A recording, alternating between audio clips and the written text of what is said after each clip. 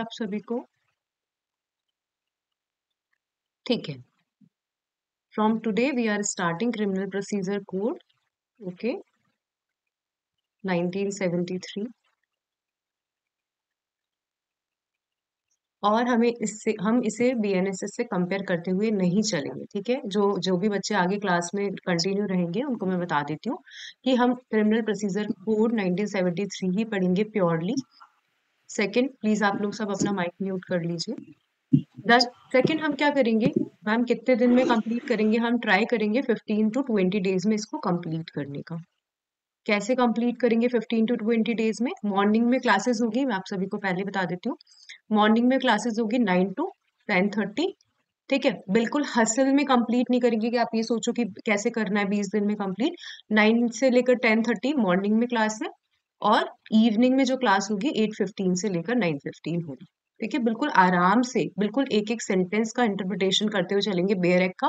कुछ भी एडिशनल होगा मैं आपको नोट्स भी दूंगी, और कुछ भी एडिशनल होगा तो मैं आपको बेयर एक्ट में लिखवा। सब लोग अपना बेयर एक्ट लेकर बैठना। और 9 बजे की क्लास है तो ये मत सोचना कि सो रहे हैं जल्द, मतलब 8:58 पे उठ रहे हैं, इस तरीके से नहीं सोचना है। आराम से अपने एक मतलब टेबल और चेयर डिसाइड कर लो कि मुझे वहां बैठ के पढ़ना है। तो आप लोग, कोई सा भी जुडिशरी एग्जाम आ रहा है और साथ में आपके पास में एमसीक्यू होना चाहिए। आज से मैं भी मेरी प्रिपरेशन स्टार्ट कर रही हूँ फॉर आरजेस के लिए, ठीक है। तो आज से आप लोग सीआरपीसी का पूरा बेयर एक्ट लेकर बैठेंगे। जितना हम पढ़ेंगे उसका आपको एमसीक्यूज कंप्लीट करते जाना है। ये चीज आप लोग आज डिसाइड कर लो कि यदि हम एमसीक्यू कंप्लीट करेंगे, मैं 100% आपको बोल सकती हूँ कि ठीक है 20 दिन में तो आपके टिप्स पे होगी चीजें डन। और ठीक है, तो ये 2-2.5 घंटे के टाइम पे हम लोग क्या करेंगे, 15 to 20 डेज में बिल्कुल विदाउट एनी हसल हम हमारा सीआरपीसी कंप्लीट करें। डन। अब आ जाइए नेक्स्ट। अननेसेसरी टाइम वेस्ट करते हुए कुछ नहीं, हम स्टार्ट करते हैं क्रिमिनल प्रोसीजर। देखिए, पुराने टाइम पे क्या था, ऐसे कोई यूनिफॉर्मिटी नहीं थी कि यार किसी ने ऑफेंस किया तो किस तरीके से क्या प्रोसीजर होना चाहिए, ठीक है।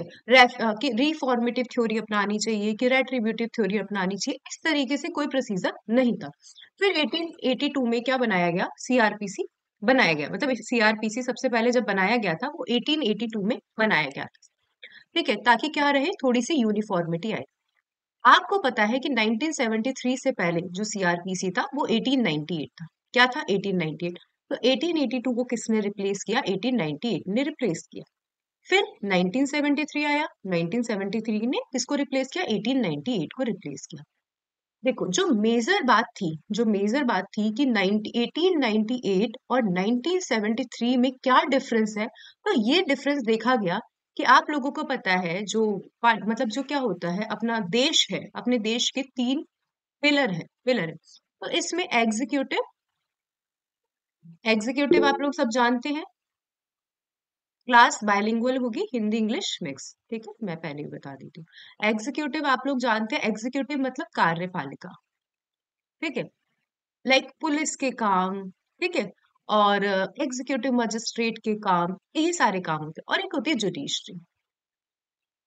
जुडिशरी हमारे सुप्रीम कोर्ट, हाई कोर्ट, जो हमारे डिस्ट्रिक्ट जजेस आएंगे, सेशन जजेस आएंगे, हमारे जुडिशियल मजिस्ट्रेट फर्स्ट क्लास आएंगे, सेकंड क्लास आएंगे।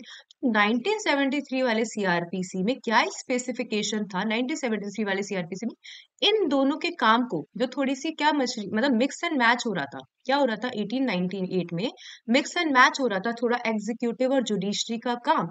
इसको 1973 में क्या किया गया, 1973 में इनको बहुत अच्छे तरीके से डिस्टिंग्विश कर दिया गया है।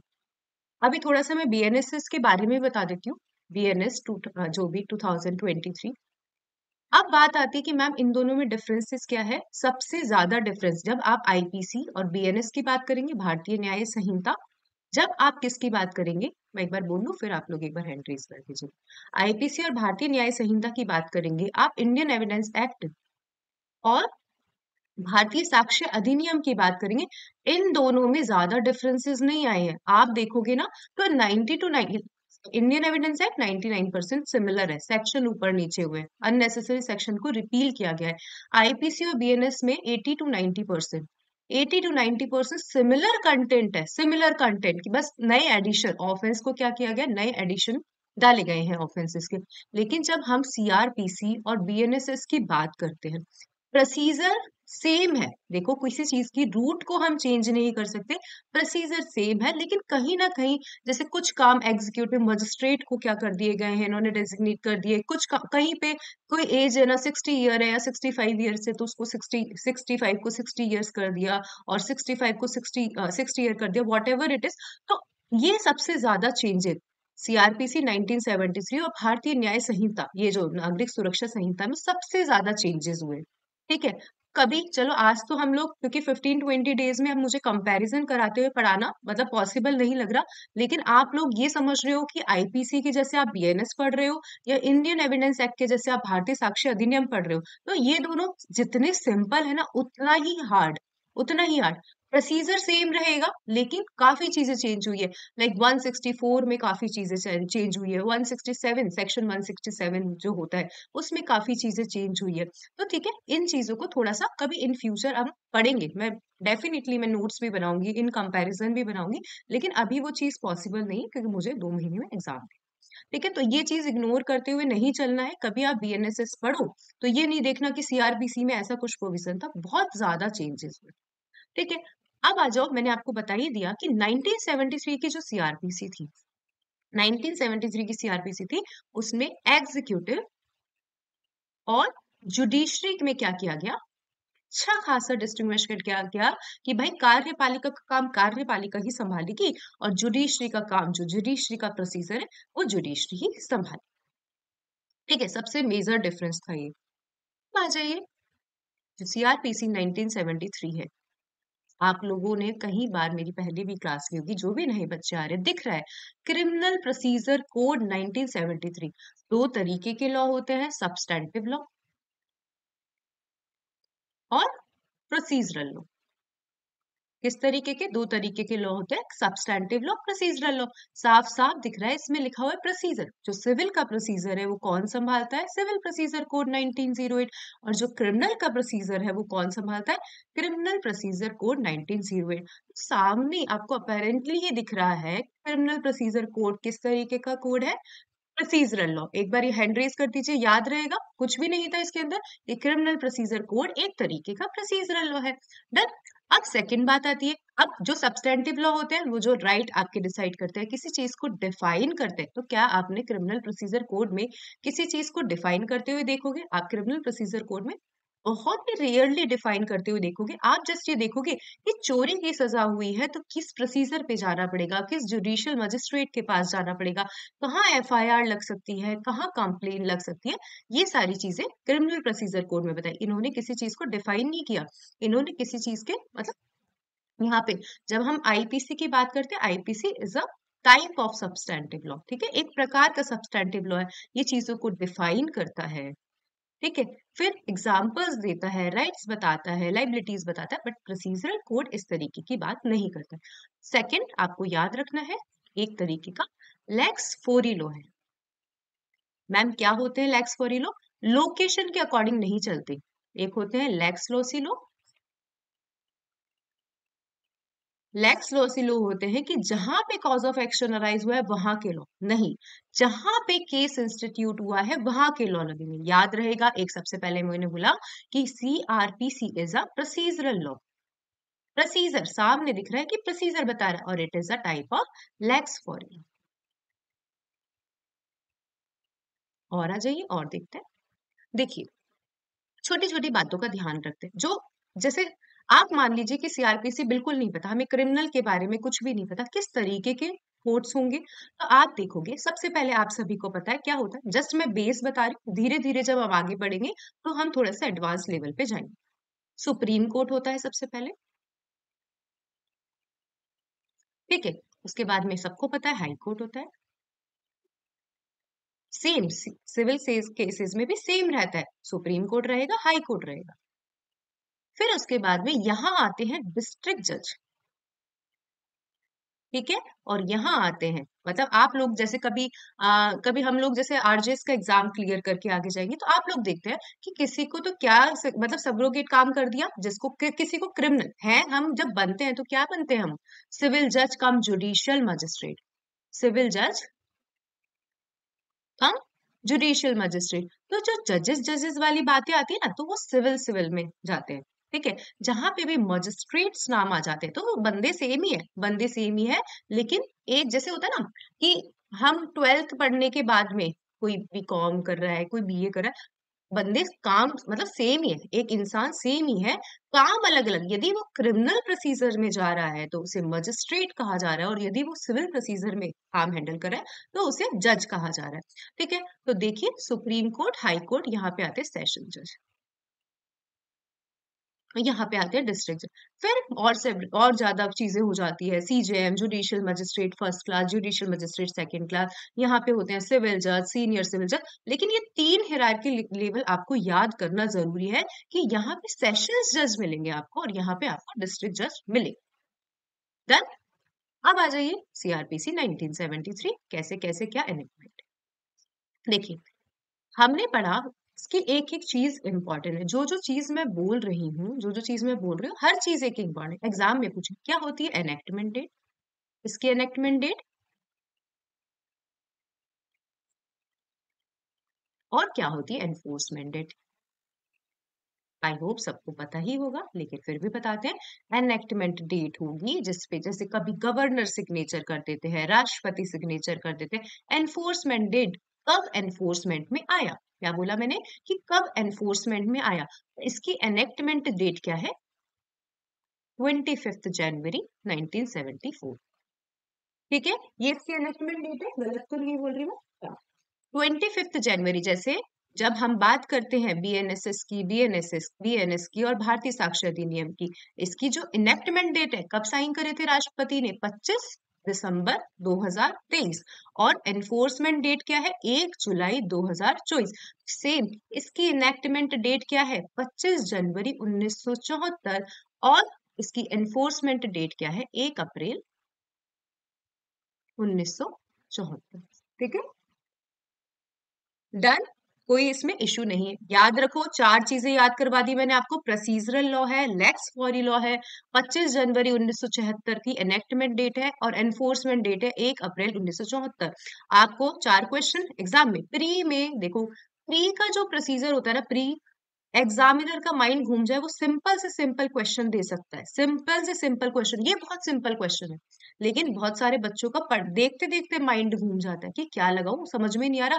2 अप्रैल 1974 लिख दिया, तो माइंड में चीजें नहीं आ रही कि 1 अप्रैल था कि 2 अप्रैल था। ठीक है, तो आप याद कर लो, 25 जनवरी 1974 को एनेक्टमेंट हुआ था, 1 अप्रैल 1974 को इसकी enforcement date. Act number 2 of 1974, of 1974। ठीक है, 1 2 3 ये सब चीजें, पांचों की पांचों चीजें आपको क्या करनी है, याद करनी है। क्या करनी है, याद करनी है। ठीक है, कोई इशू नहीं है, पांचों पांचों जो क्वेश्चन याद हो गए। वापस repeat, procedure law, lex fori law, 25 जनवरी 1974 को एनेक्टमेंट में आया था, एनफोर्समेंट डेट 1 अप्रैल 1974 है, और एक्ट नंबर 2 ऑफ 1974। डन। अब आ जाइए नेक्स्ट, थोड़ी सी स्टेप इसके बारे में समझे तो सही कि कितने भागों में सेग्रीगेट है। ये 2 भागों में सेग्रीगेट है सीआरपीसी। 37 चैप्टर्स है सीआरपीसी, इतना वास्ट है, इतना वास्ट है। स्क्रीन पे शो नहीं हो रहा है क्या, सबको स्क्रीन प्रॉपर शो हो रही है ना, गौरांश है क्लास में? यस मैम, हो रही। ठीक है, 30, देखो मैम कुछ इशू होगा, स्क्रीन प्रॉपर शो हो रही होगी। 37 चैप्टर्स है, याद रखेंगे, 37 चैप्टर्स है और 484 सेक्शंस है। ठीक है, ये पार्ट फर्स्ट है, ये पार्ट फर्स्ट है। 37 चैप्टर्स और 484 सेक्शन। सेकंड में जो दे रखे हैं 2 शेड्यूल, जो पार्ट सेकंड है उसके अंदर दे रखे हैं 2 शेड्यूल्स। कितने दे रखे हैं, 2 शेड्यूल। इसमें फर्स्ट शेड्यूल, फर्स्ट शेड्यूल आप कभी सीआरपीसी का बैरक पीछे देखेंगे, पता नहीं इतनी लंबी लंबी चार्ट्स बना रखे हैं, इतने लंबे लंबे चीजें बता रखी है, वो बताते हैं आपको ऑफेंस के बारे में। कि अभी ये चीज मैं आगे और उसको क्या करूंगी, और सेग्रीगेट करूंगी कि ऑफेंस के बारे में भी कैसे बताए गए। ऑफेंस भी 2 तरीके के बताए गए हैं पीछे। तो अभी जस्ट आप ये याद रखो कि जो फर्स्ट शेड्यूल है उसमें ऑफेंस किसके बारे में बताया गया, किसके द्वारा ट्राइबल होंगे, बेलेबल ऑफेंस है या नहीं है, किसकी कितनी सजा है, किसके सामने संज्ञेय होंगे, किसके सामने कॉग्निजेबल होंगे। और जो सेकंड शेड्यूल है वो बात करता है फॉर्म की, किसकी बात करता है? फॉर्म्स की बात करता है, है ना? फॉर्म्स की, जैसे मान लीजिए कि चार्ज बनेगा तो कौन से फॉर्म में बनेगा, वारंट जाएगा तो किस फॉर्मेट में जाएगा। अभी हम दो चीजें देखते हैं, एक मैं आपको बताती हूँ। कोई नया जितना मुझे समझ में आ रहा है, कितने फॉर्म्स हैं मैं आपको बता देती हूँ। 56 फॉर्म्स हैं, ये तो आप याद रख लो, फिर हम देखेंगे। 56 फॉर्म है, टोटल फॉर्म 56 है। और आपको थोड़ा सा चार्ज का याद रख लो, किसका याद रख लो? फॉर्म नंबर 32 किसका है? चार्ज का है, पूछा जा सकता है एग्जाम में। यहाँ तक कोई इशू नहीं है, कोई भी इशू नहीं होना चाहिए। बात वापस याद रखो कि सीआरपीसी दो पार्ट्स में डिवाइडेड है। कितने पार्ट्स में डिवाइडेड है? दो पार्ट्स में। 37 चैप्टर्स है, 484 सेक्शंस है, दो शेड्यूल्स है। दो शेड्यूल में भी फर्स्ट शेड्यूल किसके बारे में बताता है? ऑफेंसेस के बारे में बताता है। और जो सेकंड शेड्यूल है वो फॉर्म्स के बारे में बताता है कि भाई कभी किसी को वारंट देना पड़ गया, समन देना पड़ गया, बॉन्ड लेना पड़ गया, चार्ज फ्रेम करना पड़ गया, कौन से फॉर्म लगेंगे। ठीक है, ताकि कभी आगे परेशानी नहीं हो कि यार इस फॉर्म में ये चीज लिखने से रह गई, कोई इशू नहीं होना चाहिए। अब आते हैं फर्स्ट शेड्यूल के बारे में बात। किसके बारे में बात करते हैं? फर्स्ट शेड्यूल के बारे में बात करते हैं। देखो मैंने क्या कहा था, फर्स्ट शेड्यूल को मैं और आगे स्पेसिफिक बताऊं। देखो ये है फर्स्ट शेड्यूल। फर्स्ट शेड्यूल में होते हैं दो तरीके के ऑफेंसेस। मैं स्क्रीन पे दिखा देती हूँ, जो मेरे पास में नोट्स नहीं। देखो form number 56 warrant of imprisonment on forfeiture of bond for good behaviour है, थोड़ा सा ये देख लेना। और फॉर्म नंबर 32 चार्ज का है। देखो जो मैंने आपको बताया, classification of offences. Classification of offences दो तरीके, एक तो होते हैं इंडियन पीनल कोड के, तो आप याद रखो इंडियन पीनल कोड के ऑफेंसेस को चार पार्ट्स में, सॉरी 6 पार्ट्स में क्या किया गया है? 6 पार्ट्स में डिवाइड किया गया। होते हैं अदर लॉ के ऑफेंसेस। याद रखना है आपको, इंडियन पीनल कोड जब आप पीछे जाकर देखोगे, जब आप पीछे टेबल देखोगे ना, टेबल को आप देखोगे 6 पार्ट्स में डिवाइड किया गया है। कैसे डिवाइड किया गया? सबसे पहले लिखे गए सेक्शन नंबर। ठीक है, इसको हम एक शब्द याद रखते हैं, एक होती है एसओपीज। क्या होती है? एसओपीज। एसओपी सीबीटी, पता नहीं आप लोगों को कैसे याद रहा होगा, इसको हमें याद करना होता है एसओपी सीबीटी। ठीक है, तो ऐसे याद कर लो। कैसे कैसे याद करो? क्रिमिनल ब्रीच ऑफ ट्रस्ट याद कर लो। एसओपी आपको, जैसे किसी चीज का एसओपी समझते हो आप लोग क्या होता है? एसओपी होता है कि किसी चीज को किस तरीके से करना है। तो हमने याद किया एसओपी सीबीटी 6 पार्ट्स में डिवाइडेड है। जब हम इंडियन पीनल कोड की फर्स्ट शेड्यूल की बात करेंगे तो उसे 6 पार्ट्स में डिवाइड किया गया है पीछे। कैसे? S O P, section, offence का नेम और punishment. S O P, section, offence का नेम और punishment. C, by whom cognizable, किसके द्वारा कॉग्निजेबल है वो हम देखेंगे कि जुडिशियल मजिस्ट्रेट फर्स्ट क्लास क्या होता है, सेकंड क्लास क्या होता है, सीजेएम के पास ट्राइबल है, या मतलब सॉरी कॉग्निजेबल है किसके द्वारा? कॉग्निजेबल कि संज्ञेय अपराध है, थोड़ा सा सीरियस नेचर का है, ग्रेव नेचर का है, सिंपल नेचर का है, नॉन कॉग्निजेबल है। तो ठीक है, सी मतलब कॉग्निजेबल और नॉन कॉग्निजेबल, और बी मतलब बेलेबल है कि नॉन बेलेबल है, और टी मतलब ट्राइबल बाय ही। याद रहेगा? एक बार हैंड रेज करो, सब लगे तो पहले हैंड डाउन करो और हैंड रेज करो। सबको याद रहेगा इंडियन पीनल कोड को पार्ट फर्स्ट में 6 पार्ट्स में डिवाइड किया गया है। एसओपी सीबीटी, सेक्शन दिए गए हैं सबसे पहले, ओ में मतलब ऑफेंस दिए गए हैं, पी मतलब पनिशमेंट्स दी गई है, सी मतलब कॉग्निजेबल नॉन कॉग्निजेबल, बी मतलब बेलेबल नॉन बेलेबल, और टी मतलब ट्राइबल बाय हूम। ठीक है, और जो अदर लॉज हैं, ये बात की गई है Indian penal code. Indian penal code की बात की गई है, और अदर लॉज में कैसे डिवाइड किया गया? आ जाइए देखते हैं। सिंपल, बिल्कुल सिंपल, इन्होंने लिख दिया। जो अदर लॉ है उन्होंने सामने लिख दिया। देखिए कैसे, देखो अदर लॉ में 4 तरीके से डिवाइड किया गया। पीछे जब आप देखेंगे तो अदर लॉ में 4 तरीके से डिवाइड किया गया। कैसे? ऑफेंस, कॉग्निजेबल, बेलेबल और ट्राइबल। ठीक है, तो कुछ भी नहीं दिया गया, ऑफेंस डायरेक्ट दे दिया गया। ऑफेंस, कोई भी ऑफेंस यदि डेथ, एलआई या 7 साल से ज्यादा के लिए पनिशेबल है। याद रखो बस 7 साल, क्या याद रखोगे?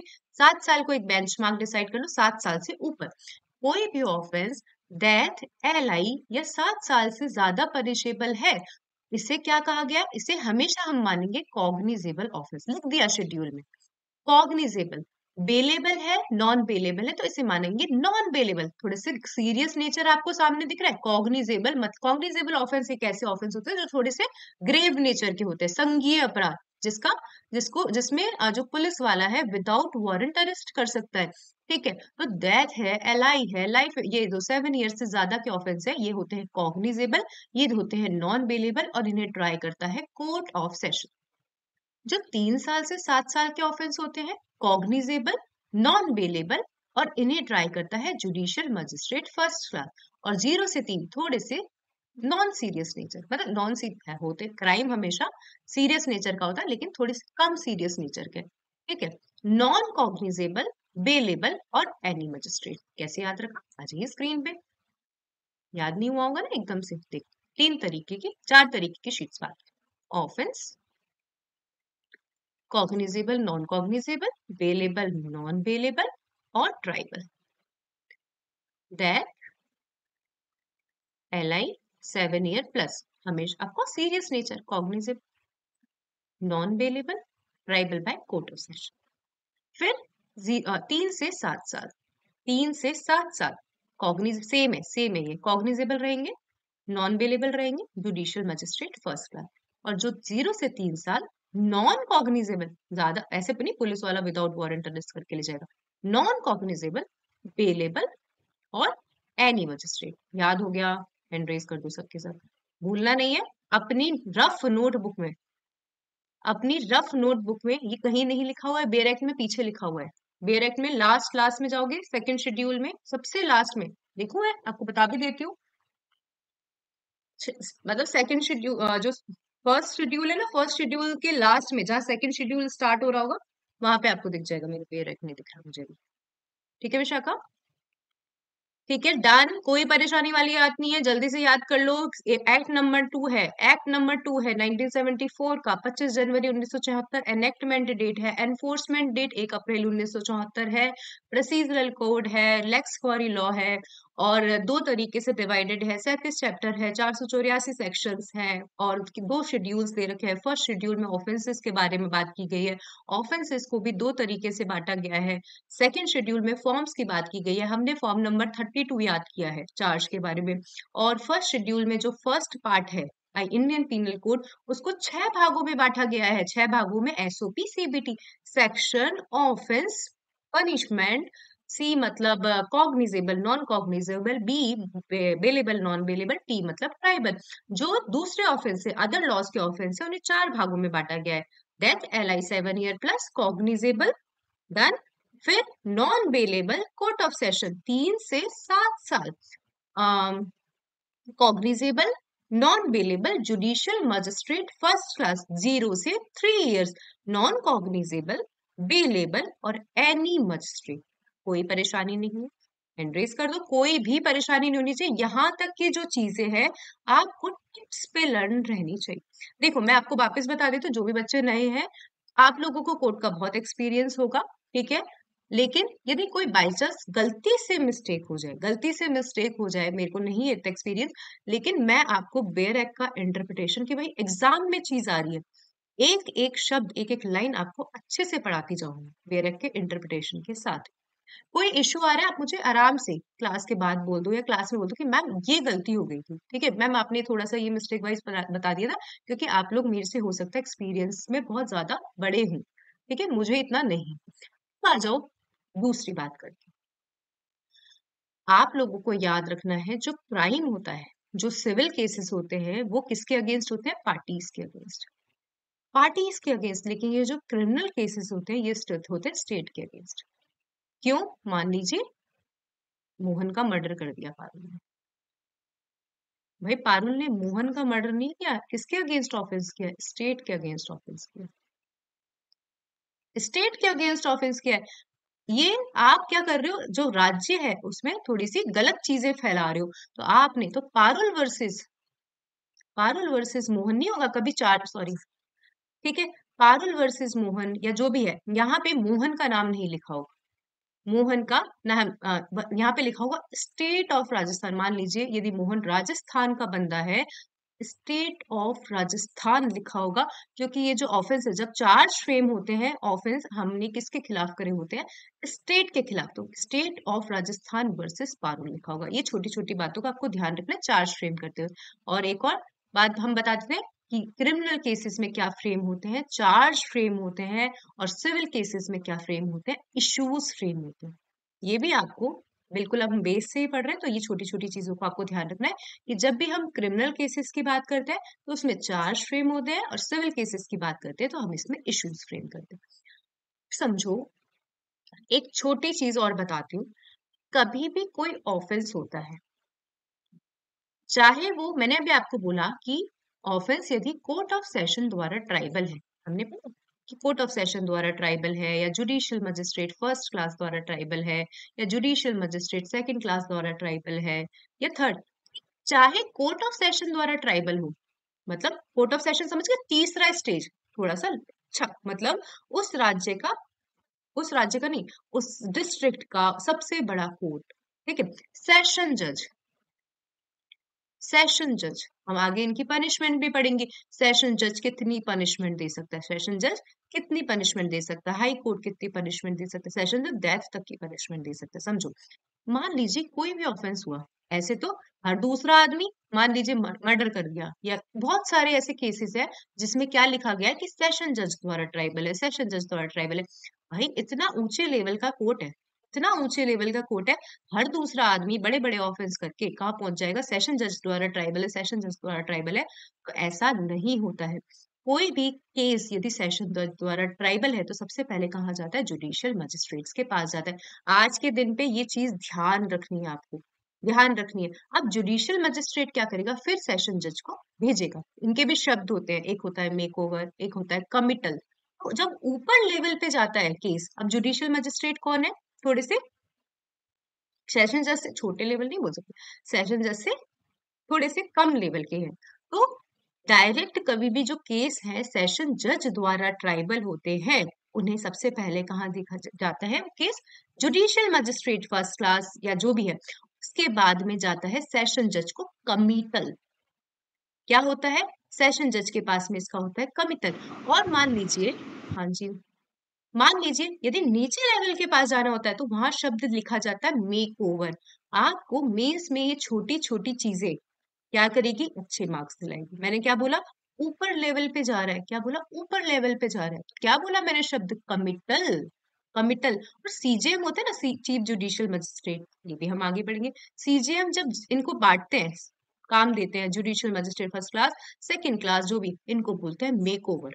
क्या बोलते हैं, मेक ओवर। याद रहेगी छोटी छोटी चीज, कमिटल और मेक ओवर। डन, आ जाइए देखते हैं क्या लिखा हुआ है और देखो, whatever be the offense, police officer shall take a person to judicial magistrate if matter is triable by court of session, then commit the case to section 209। आगे बहुत इंपॉर्टेंट सेक्शन है 209 323, वो हम आगे पढ़ेंगे, लेकिन मैंने आपको बता ही दिया, आपको मैंने बता ही दिया कि हमेशा कोई भी case, what ever the offence it is, सबसे पहले पुलिस वाला, यदि court of session, even though the case is tribal by the court of session, judicial magistrate के पास लेकर जाएगा। और जुडिशियल मजिस्ट्रेट सेक्शन 209 के अंदर, 323 भी एक सेक्शन है आगे जाएगा जिसके अंदर बीच में ट्रांसफर करता है, लेकिन अभी आपको कुछ भी याद नहीं रखना है, 209 भी याद नहीं रखना है, इसको भी इग्नोर मारो। सबसे पहले जुडिशियल मजिस्ट्रेट के पास केस जाएगा, उसके बाद में यदि उसको लगता है कि भाई मर्डर का केस है, कोर्ट ऑफ सेशन द्वारा ट्राइबल होना चाहिए, मेरी तो हिम्मत ही नहीं है इसको ट्राई करने की, उसके बाद वो क्या करेगा, कमिटल करेगा। अभी तक कोई क्वेरी, एक बार यदि आप लोग माइक ऑन कर सकते तो पूछ लीजिए, अदरवाइज आगे कंटिन्यू करते हैं। कोई क्वेरी नहीं होनी चाहिए, कुछ किसी भी तरीके की क्वेरी नहीं होनी चाहिए। और प्लीज आप लोग एमसीक्यू की बुक खरीदो, नहीं है तो खरीद लो, है तो बहुत अच्छी बात है। और हर जो भी मैं पढ़ाऊं उसके आंसर, मतलब क्या करो, उसके आंसर टिक करोगे। अब आ जाओ देखते, अब आते हैं हम कुछ अच्छा सा, ये सब बाद में पढ़ेंगे, कितने पार्ट्स में डिवाइड किया गया है। अब आओ लॉन्ग टाइटल। हम्म,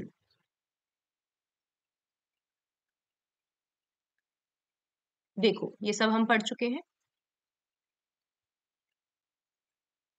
कोड ये सब चीज पढ़ चुके हैं। अब आते हैं इसका long title, means preamble. Short title तो क्या है, क्रिमिनल प्रोसीजर कोड 1973।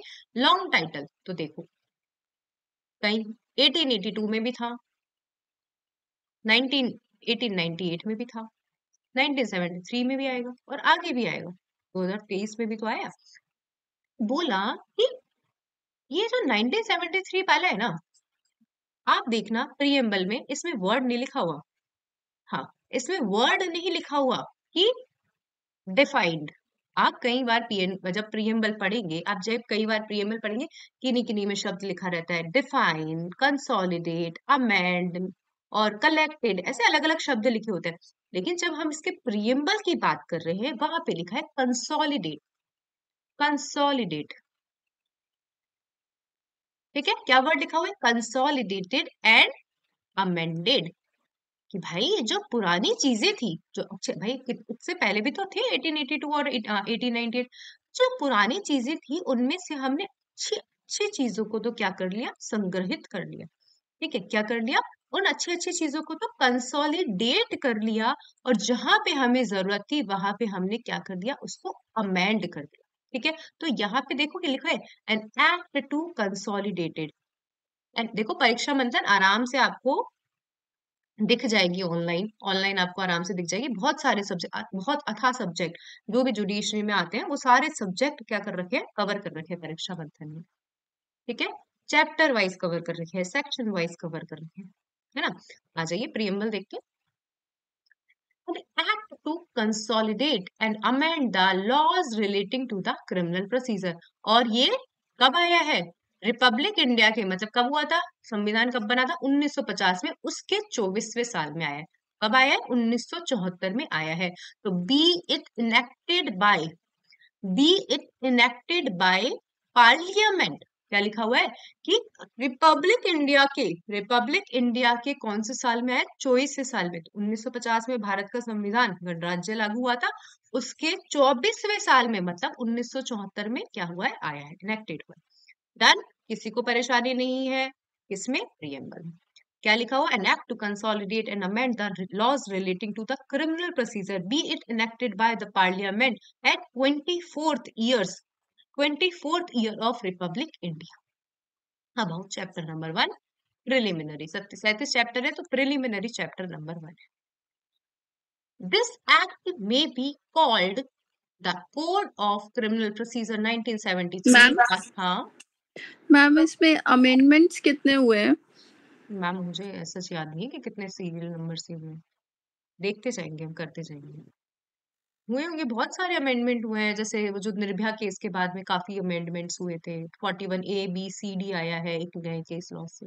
मुझे ऐसा याद नहीं है, एक बार देख लेंगे। ठीक है, अब आओ क्या कहा जाता है इसे, this act may be called the criminal procedure code 1973 संपूर्ण भारत में लागू है। कहाँ लागू नहीं है, नागालैंड और ट्राइबल एरियाज। मैंने क्या बोला, संपूर्ण भारत। अब सबसे पहला क्वेश्चन ही आपको याद हो गया कि क्रिमिनल प्रोसीजर कोड 3 जगह लागू नहीं होता। सेक्शन 1 में जो 2 बोले मैंने, नागालैंड एंड ट्राइबल एरियाज, पूछा गया आपसे 2 नंबर का क्वेश्चन कि कहाँ लागू नहीं होता, सेक्शन 1। अभी हम सेक्शन 4 में पढ़ेंगे और सेक्शन 5 में पढ़ेंगे। ठीक है, तो कहाँ लागू नहीं होता, सबसे पहला आप याद रखो, नागालैंड एंड ट्राइबल एरियाज। ठीक है, अब लेकिन इनमें भी चैप्टर नंबर 8, चैप्टर नंबर 10 और चैप्टर नंबर 11। ठीक है, नागालैंड और ट्राइबल एरिया में even though CrPC does not apply, extend नहीं है सीआरपीसी का, लेकिन सीआरपीसी के चैप्टर नंबर 8 शांति से रिलेटेड कुछ है इसके चैप्टर नंबर 10 और चैप्टर नंबर 11, जो चैप्टर नंबर 11 है वो सीआरपीसी के नागालैंड और ट्राइबल एरियाज पे अप्लाई होते हैं। अब आपसे पूछा गया कि कैसे अप्लाई कर सकते हैं नागालैंड ट्राइबल एरियाज पे, तो स्टेट गवर्नमेंट, वहां पे लिखा हुआ है कि यदि नागालैंड और ट्राइबल एरियाज के स्टेट्स को अप्लाई करना है तो क्या करेगी, इंसिडेंटल प्रोसीडिंग। देखो बहुत अच्छे शब्दों में लिखा है, but the concerned state government by notification apply such provision or any of them to the whole or part of the state of Nagaland or tribal areas as the case may be with such supplemental incidental consequential modification की यदि state government चाहे तो criminal procedure code 1973 के procedures को संपूर्ण नागालैंड और tribal areas पे या उनके किसी पार्ट पे मॉडिफिकेशन SIC ऐसे करिए सप्लीमेंटल इंसिडेंटल कॉन्सिक्वेंशियल मॉडिफिकेशन के साथ में क्या कर सकती है वहां पर अप्लाई कर सकती है। याद हुआ मैंने क्या बोला, नागालैंड और स्टेट ट्राइबल एरियाज पे अप्लाई नहीं होता है, लेकिन क्या अप्लाई होता है, chapter number 8, chapter number 10, chapter number 11 apply होता है। और यदि आपको अप्लाई करना भी है, यदि आपको अप्लाई करना भी है तो क्या कैसे करेगी, स्टेट गवर्नमेंट नोटिफिकेशन से जारी करेगी। क्या जारी करेगी कि सीआरपीसी 1973 के सारे मतलब प्रोविजंस, कोई भी प्रोविजन सारे इन दोनों स्टेट पे या इनके पार्ट ऑफ द स्टेट पे विद सप्लीमेंटल इंसिडेंटल मॉडिफिकेशन, जो भी प्रोसीजरल मॉडिफिकेशन के साथ क्या कर सकती है, अप्लाई कर सकती है। याद हुआ होगा। अब आ जाइए एक बार चैप्टर सेक्शन 1 को दोबारा रिवाइज कर लेंगे। अब देखो ट्राइबल एरिया का मतलब क्या है। 21 जनवरी 1972, 21 जनवरी 1972 के पहले देखो means the territories which immediately before 21st day of January 1972, जिसे ट्राइबल एरिया ऑफ आसाम में क्या कर दिया गया था, इंक्लूड कर दिया गया था। ऐसे ही नहीं बोल सकते कि कौन से एरिया इंक्लूड कर दिए गए हैं। पैराग्राफ नंबर 20 के जो 6th शेड्यूल है, भारतीय संविधान का जो 6th शेड्यूल है, उसमें पैराग्राफ नंबर 20 में लिखा गया है कि ये जो कैटेगरी है ये सब किस में आएंगी, ट्राइबल एरियाज में आएंगी, other than the area of Shillong. ठीक है, वापस बोलो। 21 जनवरी 1972 के पहले कहाँ लिख दिया, मतलब लिखा हुआ है, कहाँ लिखा हुआ है, सबसे पहले कॉन्स्टिट्यूशन। कैसे याद होता है पता है, थोड़ा सा कंफ्यूज हो जाता है कि 20वें में लिखा हुआ है क्या, कॉन्स्टिट्यूशन के 6th शेड्यूल में। सबसे बड़ा कॉन्स्टिट्यूशन, उससे थोड़ा छोटा शेड्यूल। ठीक है, उसके उसके बाद में लिखा हुआ 20th पैराग्राफ। ठीक है, 6th शेड्यूल, शेड्यूल का भी 20th पैराग्राफ, उससे छोटा आ गया ना, सबसे बड़ा उससे छोटा और उससे छोटा। कॉन्स्टिट्यूशन के 6th शेड्यूल के 20वें पैराग्राफ, 20वें पैराग्राफ में इंक्लूड कर दी गई कि भाई ये एरियाज किस में आएंगे, ये एरियाज ट्राइबल एरियाज में आएंगे, other than the municipality of Shillong. पढ़ो अब। और ये 1 अप्रैल 1974 को आया था। जल्दी से सेक्शन नंबर 1 रिवाइज करते हैं। इसे कहा जाएगा क्रिमिनल प्रोसीजर कोड 1973। कहाँ अप्लाई होता है, संपूर्ण भारत पे अप्लाई होता है, जम्मू कश्मीर पे पहले अप्लाई नहीं होता। हाँ, लेकिन JNK रीऑर्गेनाइजेशन एक्ट 2019 के तहत जम्मू कश्मीर पे भी अप्लाई होता है। उसके बाद हमने क्या कहा कि कहाँ अप्लाई नहीं होता है, ट्राइबल एरियाज और नागालैंड पे अप्लाई नहीं होता है। लेकिन कौन से चैप्टर अप्लाई होते हैं, चैप्टर 8, चैप्टर 10 और चैप्टर 11 अप्लाई होता है। स्टेट गवर्नमेंट को यदि ट्राइबल एरिया और नागालैंड एरिया पर भी अप्लाई करना है तो जी हाँ वो कर सकती है। कैसे कर सकती है, उनमें जो भी मतलब संपूर्ण सब जगह पे कर सकती है, नागालैंड के और ट्राइबल एरिया के या कुछ क्षेत्रों में जैसा उसको मॉडिफिकेशन करना है वैसा करके कर सकती है। और ये 1 अप्रैल, और कौन से होते हैं ट्राइबल एरिया, जिसे इंक्लूड कर दिया गया है 21 जनवरी 1972 के शीघ्र पहले, कब, किसमें, कॉन्स्टिट्यूशन के 6th शेड्यूल के 20वें पैराग्राफ के अंदर बता दिया गया कि ये ट्राइबल एरियाज है, other than the municipality of Shillong. और 1 अप्रैल 1974 को ये क्या आया था, एनफोर्समेंट में आया था। सेक्शन नंबर 1 याद हुआ, एक बार हैंड रेज कर दो, कोई परेशानी वाली बात नहीं, एक बार सब हैंड रेज करो, बेयर एक्ट उठाओ और 1 मिनट के अंदर पढ़ो। 9:43 का टाइम दे रही हूँ, 9:43 तक इसको पढ़ो, सेक्शन नंबर 1 को। ये सामने स्क्रीन पे है।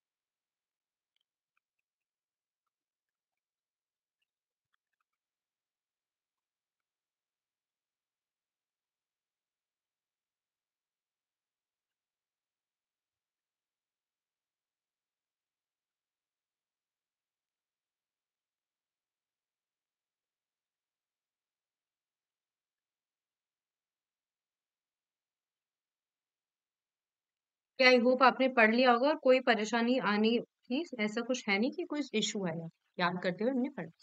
अब आते हैं हम एक बार सेक्शन नंबर 2 पे। इंपॉर्टेंट चैप्टर देखो, ये अब ये नहीं है कि लास्ट डेमो है, फर्स्ट डेमो है और लास्ट डेमो है, क्योंकि 15-20 दिन के अंदर मैं आपको 2 या 3 दिन के डेमो नहीं दे सकती हूँ। ठीक है, आज की क्लास है, लास्ट डेमो, शाम को क्लास होगी या नहीं होगी वो मैं एक बार आपको इन्फॉर्म कर दूंगी। लेकिन यदि आपका मन हो आगे कंटिन्यू करने का तो अभी आपको डिसाइड कर लेना है कंटिन्यू करना है या नहीं करना। अब आ जाओ सेक्शन नंबर 2। नहीं करना है तो कोई बात नहीं, सेक्शन नंबर 2 याद करते हुए चलते हैं। सेक्शन नंबर क्या लिखा हुआ है? Definition clause. देखो क्या लिखा हुआ है इसके अंदर, डेफिनेशन क्लॉज। सबसे पहले 2A पढ़ते जाएंगे हम। सबसे पहले लिखा हुआ है बेलेबल,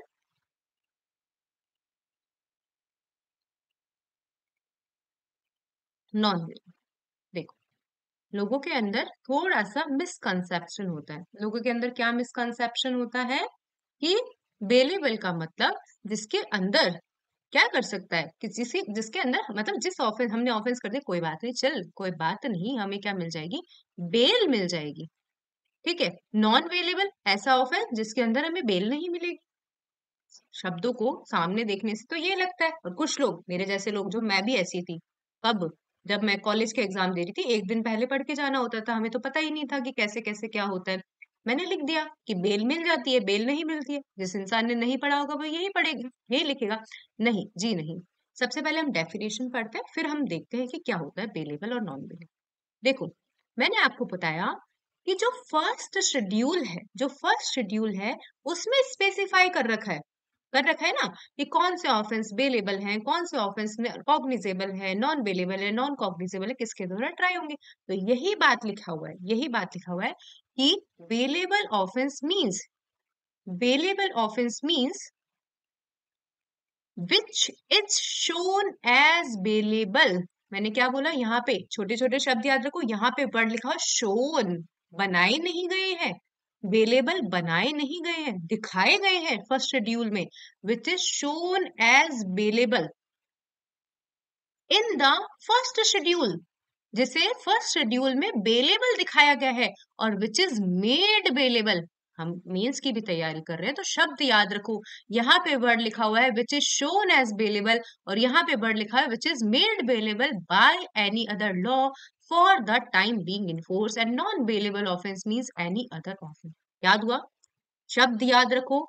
देखो फर्स्ट शेड्यूल ने तो दिखाया है उन्हें बेलेबल, और अदर लॉज ने उन्हें क्या कह रहा है, बनाया है बेलेबल। तो bailable offence means which is shown as bailable in first schedule and which is made as bailable by any other law for the time being in force, कि जो फोर्स में है उनके द्वारा बनाया गया बेलेबल। और non bailable means any other offence. पहले तो डेफिनेशन याद हो गई, दोनों 2A में डिफाइन किए गए, दोनों 2A में डिफाइन किए गए, बेलेबल नॉन बेलेबल। एक बार सब लोग हैंड डाउन करो और फिर हैंड अप। याद हुई डेफिनेशन, शोन मेड दोनों शब्द इंपॉर्टेंट है, shown is made bailable, available, made is मेडेबल।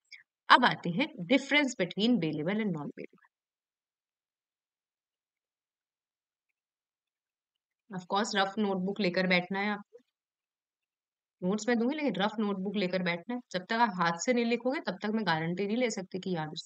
Bailable, जिसे बेलेबल मीन्स, ठीक है, बेलेबल मीन्स डेफिनेशन लिख दोगे, डेफिनेशन आप लिख दोगे दोनों की, जैसे हमने 2A में पढ़ी कि 2A में डिफाइन किया, ऐसे मत लिख के रहना कि इसे भी 2A में डिफाइन किया गया, इसे भी 2A में डिफाइन। सबसे खराब डिस्टिंग्विशमेंट है ये, इस तरीके से कभी एग्जाम में मत लिख कर आना। यहाँ पे लिख दो 2A और यहाँ पे भी लिख दो 2A। देखो बेलेबल ऑफेंस क्या होता है, जिसके अंदर बेल क्या होता है, as a matter of right होता है। Bail as a matter of right होता है। और नॉन बेलेबल क्या होता है, इसका मतलब ये नहीं कि बेल ही नहीं मिलेगी, ऐसे बेल ही नहीं मिलेगी तो आदमी जेल में ही पड़ा रहेगा।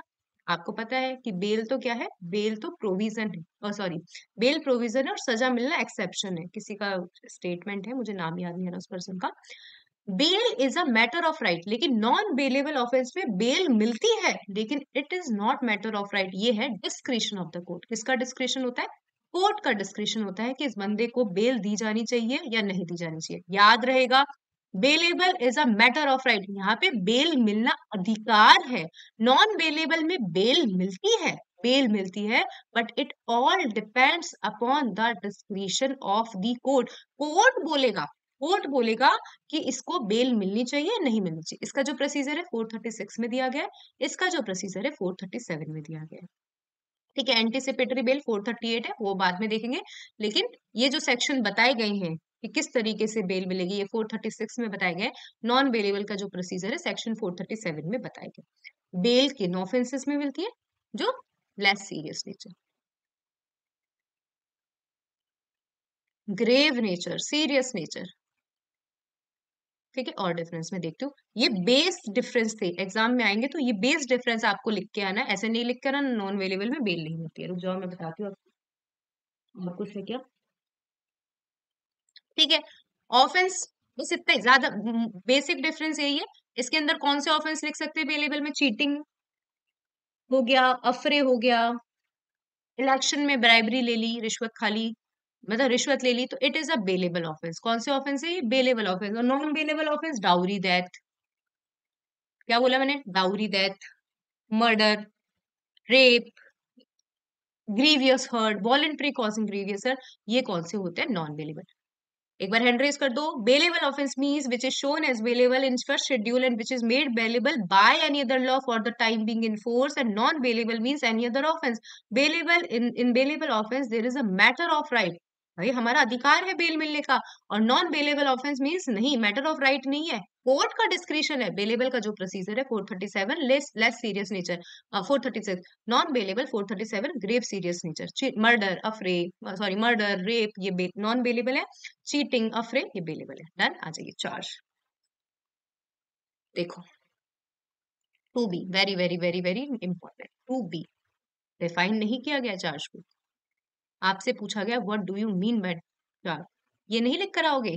Defined under section 2B, 2A कौन सा था? बेलेबल नॉन बेलेबल, 2B है चार्ज।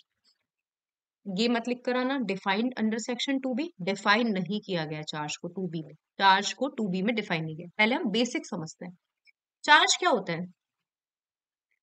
चार्ज, हमने शब्द देखा चार्ज, चार्ज मतलब जो अक्यूज्ड है, अक्यूज नहीं, जो पर्सन है, उस पर किसी ऑफेंस का चार्ज लगाया गया कि भाई अब अक्यूज ना, वो नहीं है, मतलब अक्यूज को अब परेशानी नहीं है कि समझ में नहीं आ रहा कि कौन से ऑफेंस के लिए मुझे सुना जाएगा। अक्यूज को एक फॉर्मेट में, फॉर्मेट नंबर 32 में लिख कर दे दिया कि भाई तूने ये ऑफेंस की है। मजिस्ट्रेट बनाते हैं चार्ज, कभी दिमाग लगा के ये मत सोच लेना। चार्ज शीट पेश करते हैं, कौन पेश करते हैं? कोई है गौरांश क्लास में हो, या कोई भी ऐसा बच्चा? चार्ज शीट कौन पेश करता है? ठीक है, कोई पता? विकास, पुलिस। पुलिस पेश करती है। तो क्या चार्ज पुलिस बनाती है? आपने बोला चार्ज शीट पुलिस पे करती है कि सर इसने ये ऑफेंस किए, लेकिन चार्ज कौन बनाता है? कोमल, जज। जज बनाते, मजिस्ट्रेट, मजिस्ट्रेट्स बनाते हैं, जज नहीं, मजिस्ट्रेट। ठीक है, समझ में आया? तो चार्ज में कंफ्यूज नहीं होना, पुलिस वाले जस्ट बताते हैं कि सर हमने इन्वेस्टिगेशन किया, हमने इन्वेस्टिगेशन किया और ये ऑफेंस हमें लग रहे हैं। आफ्टर इन्वेस्टिगेशन हमने जो भी एविडेंस कलेक्ट किए हैं उससे ये पता चल रहा है कि ये 173 के 2 में, आगे हम पढ़ेंगे, उसमें चार्जशीट पेश कर दी। उसके बाद कोर्ट क्या करते हैं? After inquiry, court after inquiry चीजों को प्राइमा फेसी देखने के बाद में, थोड़ा बहुत अक्यूज को भी सुन लेते हैं, 2-3 बार अक्यूज को सुना जाता है क्रिमिनल प्रोसीजर कोड में, थोड़ा बहुत अक्यूज को सुनने के बाद में क्या करते हैं? चार्ज फ्रेम करते हैं। तो माइंड में ये मत सोचना पुलिस वाले फ्रेम करते हैं, मजिस्ट्रेट चार्ज फ्रेम करते हैं। और फिर मैंने क्या बोला, शब्द याद रखो, मैंने क्या बोला? इंक्वायरी करने के बाद में, इंक्वायरी करने के बाद में, ये शब्द बोला मैंने, ये थोड़ी बहुत इंक्वायरी करने के बाद में, ये हम बाद में देखेंगे। इन्वेस्टिगेशन कौन करता है? पुलिस वाला। मैंने इन्वेस्टिगेशन करने के बाद क्या बोला? पुलिस वाले ने इन्वेस्टिगेशन करने के बाद में चार्जशीट पेश करी। तो कौन करा इन्वेस्टिगेशन? पुलिस वाला। फिर सेकंड स्टेज, इंक्वायरी करने के बाद में, इंक्वायरी किसने करी? मजिस्ट्रेट ने। इंक्वायरी करने के बाद में क्या बनाया? चार्ज बनाया। क्या बनाया? चार्ज बनाया। तो आप देख लो, चार्ज के बाद में, चार्ज के बाद में स्टार्ट हो जाता है ट्रायल। तो चार्ज क्या है? जो इंक्वायरी को ट्रायल से सेपरेट करता है। हैंड रेज कर दो। क्या बोला मैंने? याद रखो, मैंने कहा कि कोर्ट ने आफ्टर इंक्वायरी क्या फ्रेम किया? चार्ज फ्रेम किया। चार्ज फ्रेम किया कि अब भाई अक्यूज तूने ये ऑफेंस किया, अब साबित करने का, बर्डन ऑफ प्रूफ करने का ये तुम्हारे ऊपर है या डिफेंस काउंसिल के ऊपर है, जो भी है। डिफेंस काउंसिल तो अक्यूज होता है, प्रोसिक्यूशन जो प्रोसिक्यूशन लगा रहा है उसके ऊपर है। तो मैंने आपको एक शब्द याद करवाया बस अभी तक। क्या याद कराया? चार्ज सेपरेट्स, तो स्पेलिंग होती है देखना, separates inquiry from trial। लिख लो अपने नोटबुक में, चार्ज सेपरेट्स। हाँ जी, हाँ Ritendra, charge separates inquiry from trial. एक शब्द आपने लिख दिया, अभी भी डेफिनेशन हाँ बताइए।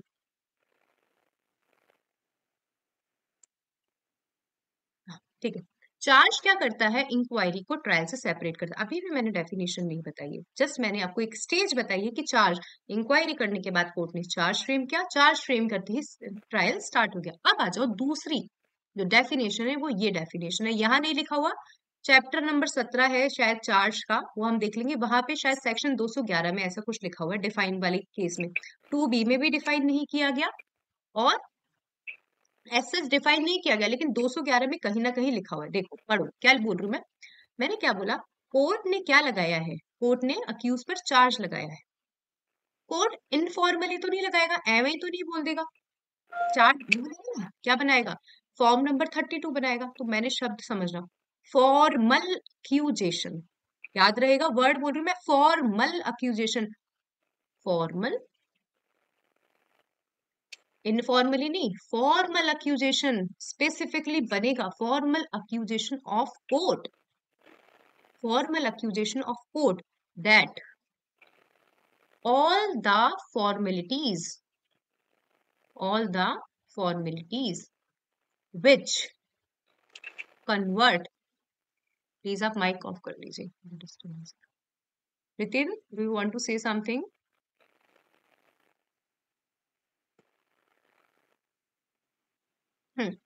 Formal accusation of court that all the formalities which convert an act into offense has been completed। ये कह सकते हैं हम चार्ज की definition, formal accusation of court which, मतलब कोर्ट फॉर्मल अक्यूजेशन लगा रहा है that all the formalities which convert an act into offence has been completed. आप पे मतलब कि भाई अब आपने ऑफेंस कर दिया है, मतलब अक्यूजेशन, मैंने अभी भी बोला अक्यूजेशन लगाया गया, ऑफेंस नहीं किया। आप क्या कर रहे हो? उसको ऑफेंस का अक्यूजेशन लगा रहे हो कि भाई ये एक्ट अब ऑफेंस में कन्वर्ट होने जा रहा है। आपने उस पर क्या लगा दिया? अक्यूजेशन लगा दिया। याद रहेगा? एक बार हैंड रेज करो, पहले हम देख भी लेते हैं फिर आपको बताते हैं।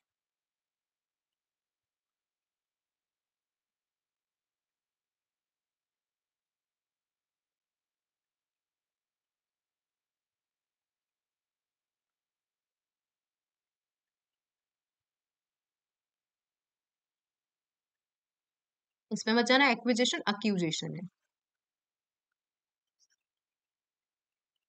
Formal accusation by court that all the condition to declare act as an offense is committed। समझ में आया मैंने क्या बोला? एक बार हैंड रेज कर दीजिए।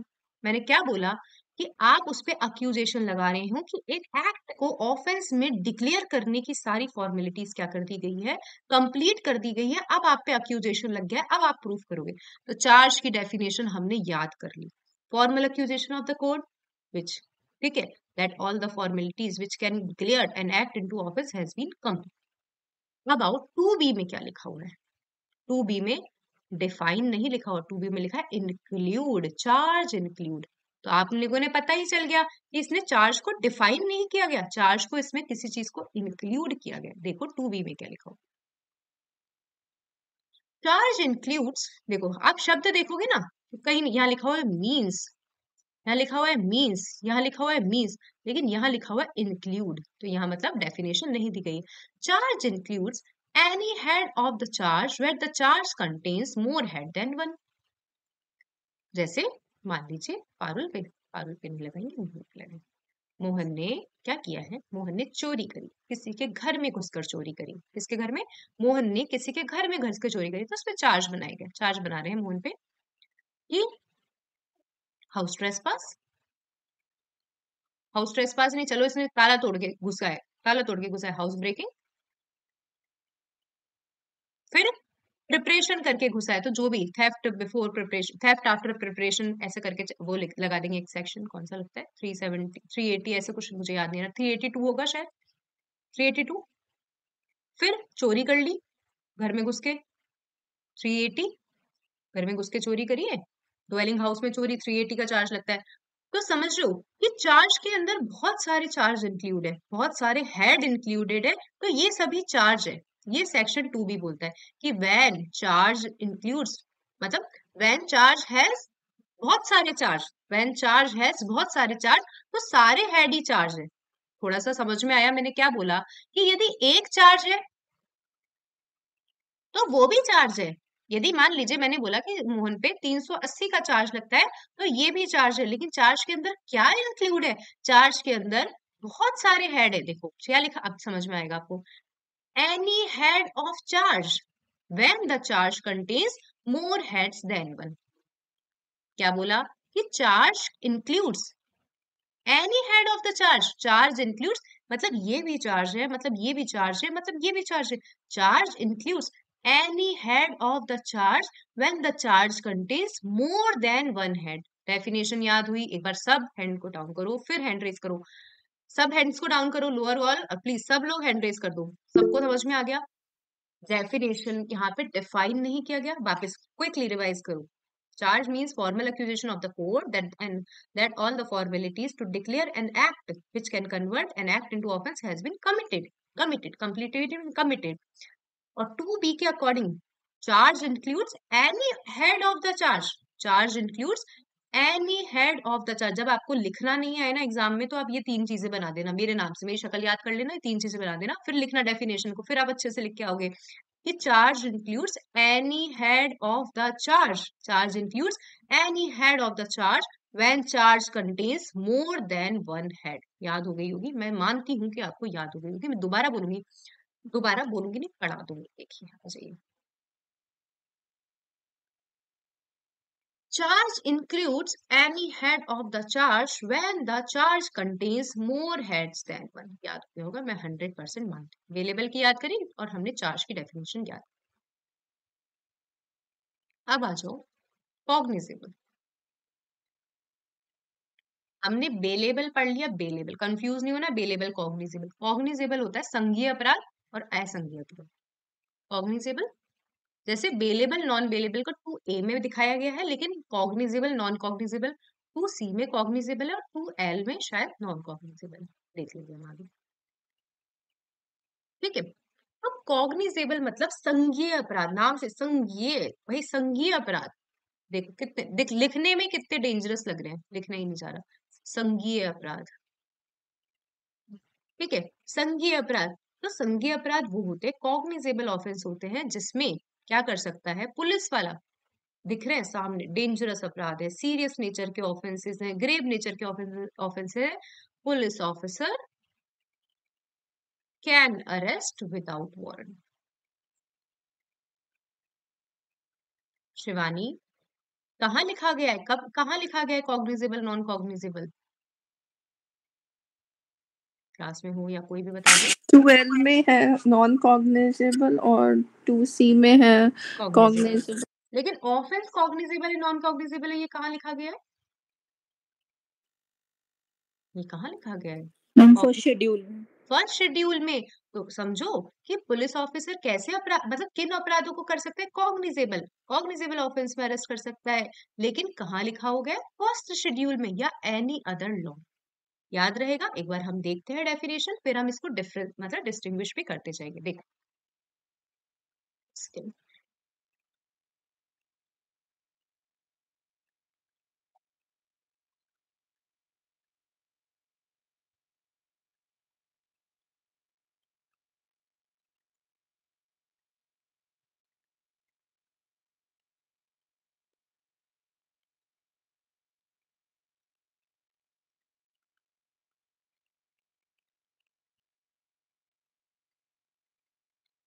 ठीक है, तो फर्स्ट शेड्यूल वाले शब्द को भूल के मत आना एग्जाम में, मैं ये बोलना चाह रही थी। देखो पढ़ो वापस। Cognizable offense means an offense for which, an offense for which, and cognizable, अब इसको चलो ठीक है याद कर लो या नहीं है कि cognizable offense means an offense for which, and cognizable case means case in which a police officer may, accordance with the first schedule or any other law for the time being in force, arrest without warrant. तो आपने याद करा कि cognizable offence means एक offence या cognizable case means ऐसा case जिसमें police officer किसके अकॉर्डिंग, फर्स्ट शेड्यूल के अकॉर्डिंग और एनी अदर लॉ अकेला नहीं लिख कर आना एग्जाम में, जब हम नोट्स बनाते तो लिख देते हैं और एनी अदर लॉ, भैया ऐसा लॉ जो for the time being in force है, for the time being in force. ये शब्द होते हैं, ये आपके मेंस के कॉपी को बहुत अच्छा अट्रैक्टिव बनाते हैं। आप ये लिखोगे for the time being in force और मैं लिखूंगी एनी अदर लॉ, उस एग्जामिनर को ये ज्यादा अच्छा लगेगा, for the time being in force. याद हो गया? सबसे पहले जल्दी से कि cognizable offence means any offence और any case in which the police officer according to as per schedule first और any other law for time being in force क्या कर सकता है, can arrest without warrant, can arrest without warrant. एक बार hand raise कर तो याद हो गई डेफिनेशन, कोई परेशानी वाली बात नहीं। वापस, cognizable offence mean an offence and the case in which police officer can arrest without warrant as per first schedule और any other law for the time being in force. L पे आ जाते हैं, कुछ भी नहीं है, वो एल में शायद कुछ ही नहीं लिखा होगा। हाँ ठीक है भाई, ये लिखा है non cognizable offence means an offence for which, non cognizable case means a case in which a police officer has no authority to arrest without warrant. ठीक है, दोनों की डेफिनेशन हमने याद कर लिया। आ जाइए देखते हैं differences between cognizable case. Rough notebook निकालो, नोट्स में भी दूंगी ऐसा नहीं है, लेकिन फिर भी आप अपने हाथ से लिखते हो चीजें तो ज्यादा अच्छा याद रहता है। लिखो कॉग्निजेबल केस, नॉन कॉग्निजेबल।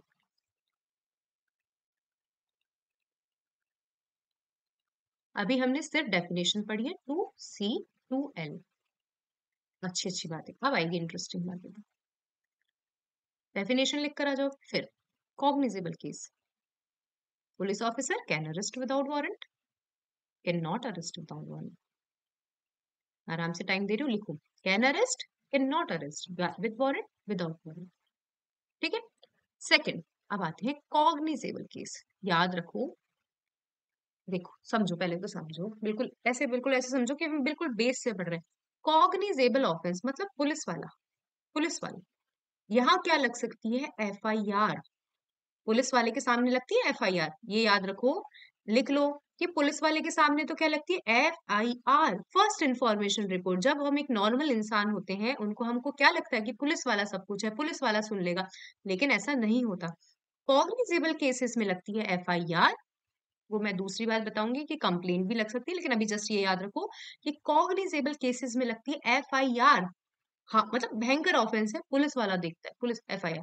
और नॉन कॉग्निजेबल केस में क्या लगती है, कंप्लेंट टू मजिस्ट्रेट। याद रहेगा, एक बार हैंड रेज करो कि कॉग्निजेबल ऑफेंस पुलिस वाला ही है, सब करता धरता कौन है, पुलिस वाला। कॉग्निजेबल ऑफेंस में लगती है FIR, नॉन कॉग्निजेबल ऑफेंस में लगती है कंप्लेंट। लेकिन एक बात और याद रखो कि कॉग्निजेबल केसेस में कंप्लेंट भी लग सकती है। क्या लग सकती है, कंप्लेंट भी लग सकती है। पुलिस वाला नहीं सुन रहा, कुछ ऐसे सर्कमस्टांसेस है, हम FIR नहीं करवा पा रहे हैं, तो क्या जाएगी, मजिस्ट्रेट को कंप्लेंट भी जा सकती है। तो याद रखो वापस, कॉग्निजेबल ऑफेंस में क्या लग सकती है, FIR भी लग सकती है, कंप्लेंट भी लग सकती है। आप खुद सोचो कि ऐसा थोड़ी हो सकता है कि यार सीरियस नेचर का ऑफेंस है, सीरियस नेचर का ऑफेंस है, मजिस्ट्रेट नहीं, मतलब मजिस्ट्रेट के पास में कंप्लेंट नहीं जाएगी क्या, जा सकती है, लेकिन पुलिस वाले के पास में FIR भी लग सकती है। लेकिन नॉन कॉग्निजेबल केसेस में हमेशा क्या लगती है, कंप्लेंट लगती है। याद रखोगे, एक बार सब डाउन में कर देती हूँ, सब याद रखो, सब याद रखो। FIR और कंप्लेंट रखती है कॉग्निजेबल केसेस में, लेकिन नॉन कॉग्निजेबल केसेस में हमेशा क्या लगती है, कंप्लेंट लगती है। सब हैंड रेज कर दो, भूलना नहीं है, सबके सब हैंड रेज कर दीजिए, याद रहना, इसमें कंफ्यूज होते बच्चे। ठीक है, अब आ जाओ वापस, अब आ जाओ कॉग्निजेबल केसेस। मैंने क्या बोला, पुलिस वाले का एक्सक्लूसिव जुरिडिक्शन अधिकार है। पुलिस वाला इन्वेस्टिगेशन कर सकता है, किसी की परमिशन की जरूरत नहीं है, किसी की परमिशन की जरूरत नहीं है इन्वेस्टिगेशन करने के लिए, यदि उसको कॉग्निजेबल केस में क्या करना है, इन्वेस्टिगेशन। लेकिन नॉन कॉग्निजेबल केस में सेक्शन 155, ये हम आगे पढ़ेंगे, जब तक मजिस्ट्रेट ना बोले आप इन्वेस्टिगेशन नहीं कर सकते। थर्ड डिफरेंस, आप इन्वेस्टिगेशन नहीं कर सकते हो। कॉग्निजेबल केसेस में इन्वेस्टिगेशन करना पुलिस वाले का एक्सक्लूसिव अधिकार है, उसको किसी की परमिशन की जरूरत नहीं है। शायद 156 या 157 में है ये सब चीजें लिखी हुई, सेक्शन 157 में। लेकिन नॉन कॉग्निजेबल केस में आपको मजिस्ट्रेट बोलेगा तो ही आप क्या करोगे, नॉन नहीं, नॉन कॉग्निजेबल केस में मजिस्ट्रेट, आप देखो पुलिस वाले के सामने गई, समझना, सबसे पहले कौन जाता है, मैं हूं, मैं पुलिस वाले के सामने गई कि सर ऐसा ऐसा ऑफेंस हुआ, तो पुलिस वाले को लगता है कि यार नॉन कॉग्निजेबल केसेस है, तो वो मजिस्ट्रेट के पास ले जाता है। किसके पास लेकर जाता है, मजिस्ट्रेट के पास लेकर जाता है, वो कंप्लेन लिखता है नॉन कॉग्निजेबल केस में। डन। अब आओ, चाहे हम जा पुलिस वाले के पास रहे हैं, समझना, वो पुलिस वाला एफआईआर नहीं लिखेगा, कुछ एक स्टेट गवर्नमेंट के द्वारा नोटिफाइड कुछ होगा, रजिस्टर उसमें लिख देगा, लेकिन वो एफआईआर नहीं लिखेगा नॉन कॉग्निजेबल केसेस में। ठीक है, वो मजिस्ट्रेट के पास लेकर जाएगा कि चलो कंप्लेन लिखने चलते। डन। अब आ जाओ कि 3 डिफरेंस बता दिए, मैंने बोला डेफिनेशन, 4 हो गए। एग्जाम में 2 मार्क्स का क्वेश्चन आता है, आराम से पूछा जाता है 2 मार्क्स से क्वेश्चन। डिस्टिंग्विश करो, जब आपके पास में 2 मार्क्स से क्वेश्चन आए ना, तो 4 या 5 डिफरेंस लिख कर आने, तब जाके आपको 1.5 नंबर देगा वो इंसान। 2 मार्क्स के क्वेश्चन में 2 डिफरेंस मत लिख कर आ जाना। अपने आप को इस तरीके से प्रिपेयर करना है मेंस में कि भाई हम लोग क्या करें, हम लोग एक तो अच्छे से अच्छा डिफरेंस लिख कर आए। इतना गलती ये मत करना, इसे 2A में डिफाइन किया, 2C में डिफाइन किया, इसे 2L में डिफाइन किया, इसकी बड़ी गलतियां करके मत आ जाना। ठीक है, अच्छे से अच्छे जो आपको, हाँ तो पुलिस ले जाती है, हाँ ठीक है, तो ये 156(3) किस में लेकर जाती है, कॉग्निजेबल ऑफेंस के लिए लेकर जाती है 156(3) में। ये सब प्रोसीजर में पढ़ेंगे, अभी जस्ट हम बेस पढ़ रहे हैं, समझो। ये सब हम आगे, मैं आपको बहुत अच्छे से स्टेप बाय, कभी भी हमने क्या करना है, अभी आप कभी भी हमें ना, ये हमारा गोल है, क्या है, ये हमारा गोल है, तो हमें कभी भी कभी देखना आप, कभी लाइफ में इस तरीके से जंप करके मत कूद जाना, बीच में गिर जाओगे, कभी भी मत करना, हमेशा स्टेप बाय स्टेप। मतलब हर दिन आपकी लाइफ में एक अच्छा स्टेप लो आगे बढ़ने के लिए, छोटे छोटे स्टेप नेसेसरी रहते हैं आपकी लाइफ में आगे बढ़ने के लिए, एकदम से नहीं हमें आगे जाना। सीआरपीसी की फर्स्ट क्लास है, हम कितना अच्छे से पढ़ रहे हैं, एकदम से इतना अच्छे से। हमें 173 की रिपोर्ट, 2 की रिपोर्ट थोड़ी दिखा बना दूंगी मैं चार्जशीट एकदम से, ऐसा नहीं करना है। ठीक है, तो आओ जल्दी। क्या बोला मैंने, इन्वेस्टिगेशन कर सकता है, और इन्वेस्टिगेशन मजिस्ट्रेट की परमिशन के बिना नहीं कर सकता। और कुछ देखते देखो, कुछ अच्छा लिखा हुआ तो, हीनियस क्राइम का होता है, ये तो पता ही होगा इसमें क्या लिखना है, ये हीनियस क्राइम का है, और ये कोई सीरियस क्राइम। सबके सब हैंड रेज कर दो, लिख के आ सकते हो एग्जाम में, कॉग्निजेबल नॉन कॉग्निजेबल में डिफरेंस आराम से लिख कर आ सकते हो, कोई परेशानी वाली बात नहीं है। ये अच्छे अच्छे इंपॉर्टेंट पॉइंट्स ये थे। अब आ जाओ एफआईआर और कंप्लेंट में, जब आपने पढ़ लिया एफआईआर का, हाँ, एक और चीज बताती हूँ मैं। ठीक है, इसमें वैसे तो यहाँ नहीं लिखा है, ये शायद 155 में लिखा हुआ है, मैं आपको बताती हूँ कि मान लो एक ऑफेंस है जो नॉन कॉग्निजेबल है, या मान लो 5 ऑफेंसेस हैं, 5 ऑफेंसेस है, जिसमें से 4 तो क्या है, नॉन कॉग्निजेबल है, और एक क्या है, कॉग्निजेबल है। ठीक है, मैंने क्या कहा, एक ऑफेंस, एक मतलब एक बहुत सारे ऑफेंस की एक पर्सन है, जिसमें से 4 तो है नॉन कॉग्निजेबल, छोटे छोटे, हाउस ट्रेसपास कर लिया, चीटिंग कर लिया, अफरे कर लिया, और एक कर दिया उसने मर्डर। तो ऐसे थोड़ी होगा कि आधे में पुलिस वाला अरेस्ट करके लेके जाएगा, आधे में पुलिस वाला अरेस्ट नहीं करके ले जाएगा, नहीं। यदि कोई, बहुत सारे ऑफेंसेस हैं जिसमें एक ऑफेंस क्या है, कॉग्निजेबल है, चाहे 10 ऑफेंसेस हैं जिसमें 9 नॉन कॉग्निजेबल है, लेकिन एक कॉग्निजेबल है, उस सारे ऑफेंसेस को क्या माना जाता है, कॉग्निजेबल ऑफेंस के तरह ही ट्राई किया जाता है। ठीक है, याद रहेगा। अब खुद ही सोचो, 9 इसने इधर इधर गया, चोरी करी, ये करा, वो करा, चीटिंग करी, ब्ला करा, उसने मर्डर कर दिया, तो ऐसे थोड़ी है कि 9 के लिए तो मजिस्ट्रेट के पास कंप्लेन लिखवाएगा और एक के लिए पुलिस वाला अरेस्ट करके इन्वेस्टिगेशन करेगा, जी नहीं। चाहे 9 हो, चाहे 50 हो, चाहे 51 हो, यदि 50 ऑफेंस नॉन कॉग्निजेबल है, एक कॉग्निजेबल ऑफेंस है, तो उसे कॉग्निजेबल ऑफेंस की तरह ही क्या किया जाता है, ट्रीट किया जाता है। अब आओ एफआईआर और कंप्लेंट में डिफरेंस। पढ़ लिया आपने? क्या एफआईआर को कहीं डिफाइन किया गया है? नहीं डिफाइन किया। कंप्लेंट नहीं किया ना, कहीं डिफाइन नहीं किया गया शिवानी। लेकिन कंप्लेंट को कहाँ डिफाइन किया गया? 2D में डिफाइन किया गया है। डेफिनेशन तो बाद में पढ़ लेंगे, लेकिन हम पढ़ लेते हैं। एफआईआर को कहीं डिफाइन नहीं किया गया है, कंप्लेंट को कहाँ डिफाइन किया गया है? 2D में। एफआईआर कौन से ऑफेंस में लगती है, कोई भी बता दीजिए। विशाखा, यदि आप सुन रहे हो तो 154 कौन से ऑफेंसेस में लगती है FIR? Cognizable, non cognizable? Both अरे अभी तो समझा के आई थी। कॉग्निजेबल केवल शिवानी कॉग्निजेबल, अभी समझाया ना मैंने। Cognizable offence ma'am. केवल कॉग्निजेबल ऑफेंस में एफआईआर लगती है। शिवानी समझ में आया? हैंड रेज कर दो, कहाँ हो आप? ठीक है, अभी बता के आई मैं। या देखो, हर चीज स्टेप बाय स्टेप। अभी सारी रिकॉर्डिंग को दोबारा सुन लेना, कोई परेशानी वाली बात नहीं, स्टेप बाय स्टेप। तभी मैंने पहले कॉग्निजेबल ऑफेंस बताया। केवल कॉग्निजेबल ऑफेंस में आप याद रख लो, कॉग्निजेबल बराबर पुलिस वाला, कॉग्निजेबल बराबर पुलिस वाला, संघीय अपराध, बड़ा अपराध पुलिस वाला। ऐसा नहीं कि बड़ा अपराध है तो मजिस्ट्रेट, बड़ा अपराध पुलिस वाला, इन्वेस्टिगेशन होगा, स्टेप ज्यादा बढ़ेंगे। तो एफआईआर केवल कॉग्निजेबल केसेस में लगती है। और कंप्लेन कहाँ लगती है? वापस शिवानी, क्योंकि आपने गलत गलत आंसर दिया था। कंप्लेन किन केसेस में लगती है? Cognizable and non cognizable both. Very good. ठीक है, अब तो कोई डाउट नहीं है किसी को, सब हैंड रेज कर दो कि एफआईआर केवल कॉग्निजेबल केसेस में लगती है और complain cognizable non cognizable both में लगती है। क्योंकि मान लीजिए पुलिस वाला नहीं सुनता है तो कहाँ जाते हैं? पुलिस वाला नहीं सुनता है, एसपी के पास जाते हैं, फिर परेशानी होती है तो 156(3) में पहुंच जाते हैं। 156(3) में अब वो बोलता है मजिस्ट्रेट की भाई इन्वेस्टिगेशन चालू कर। ठीक है, cognizable non cognizable, sorry, complaint cognizable non cognizable दोनों के पास लगती है। एफआईआर ऑफिसर इंचार्ज के पास लगती है, कंप्लेंट मजिस्ट्रेट के पास लगती है। ठीक है, शायद एफआईआर का कोई फॉर्मेट नहीं है, मैं देखती हूँ, शायद कंप्लेंट का फॉर्मेट है, कहीं लिखा हुआ होगा तो।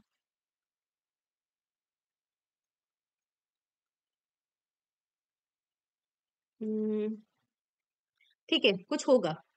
एफआईआर का पर्टिकुलर फॉर्मेट है, पता नहीं कहाँ लिखा हुआ है, लेकिन लिखा हुआ है कि एफआईआर का पर्टिकुलर फॉर्मेट है, लेकिन कंप्लेंट का कोई पर्टिकुलर फॉर्मेट नहीं है।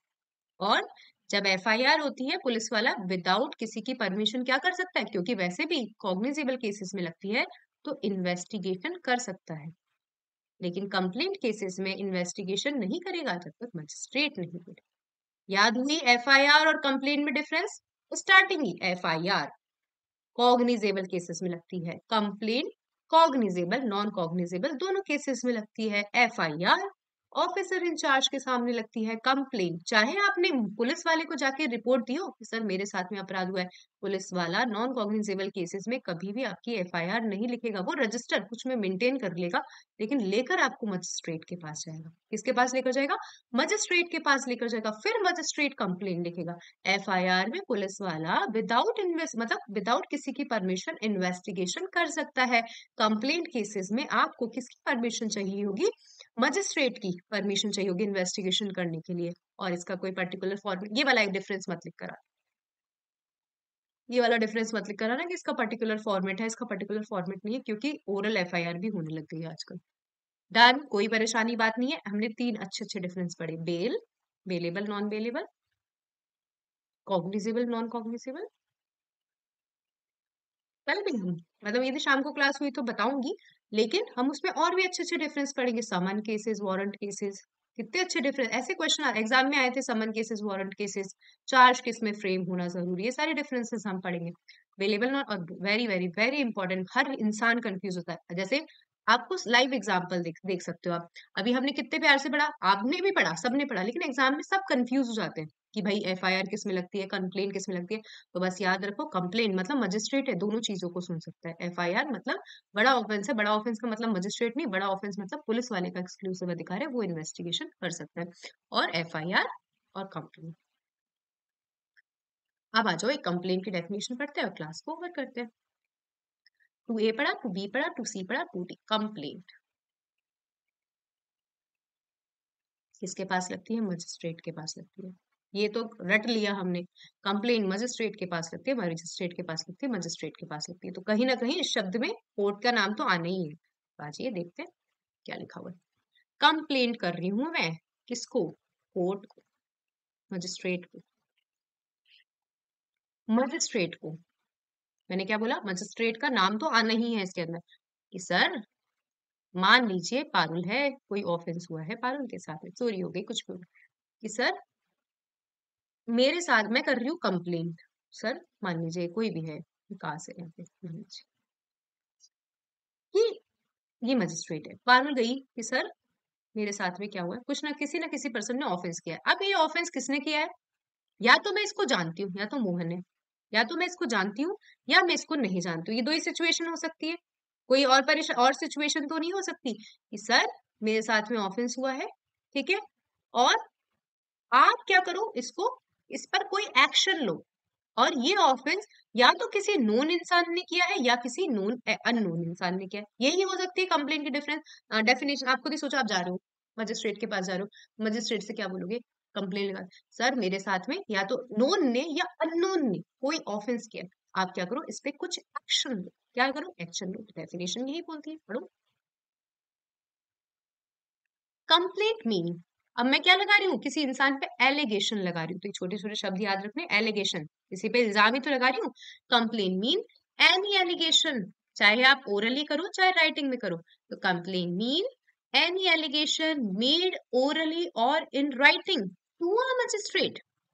Complaint means any allegation made orally or in writing to a magistrate with a view to his taking action under this code, कि भाई प्लीज इस कोड के अंदर, इस क्रिमिनल कोड के अंदर आप action low, that some person whether known or unknown has committed an offense, has committed offence. बस यहां तक याद रखना है आपको। मैंने क्या बोला?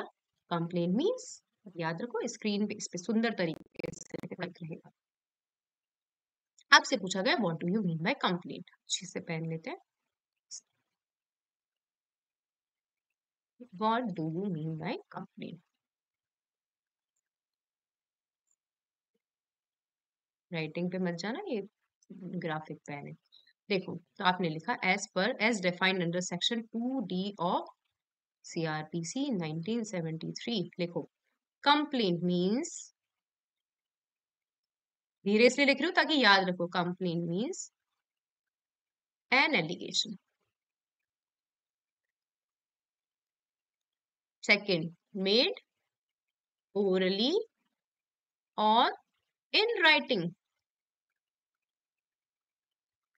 to the magistrate, ये स्पेलिंग है मजिस्ट्रेट की, with a view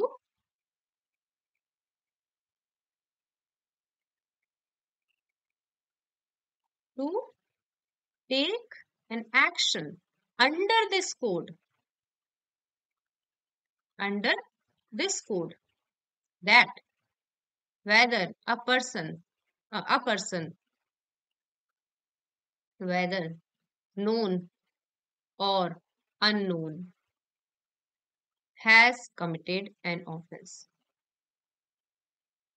upon a person whether known or unknown has committed an offense, याद रहेगा। But it does not include police report, ये हम बाद में पढ़ेंगे, ठीक है। तो आपने डेफिनेशन याद कर ली, एक बार हैंड रेज करो जल्दी से, पढ़ लो। बेयर एक्ट ये रहा सामने खुला हुआ है, ऑफेंस में नीचे लिख देती हूँ उसके अंदर, यहाँ पे पहुंच गया।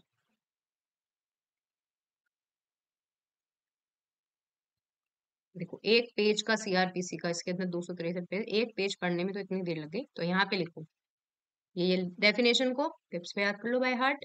ऑफेंस 3 बार पढ़ेंगे, सामने सामने 3 बार पढ़ेंगे।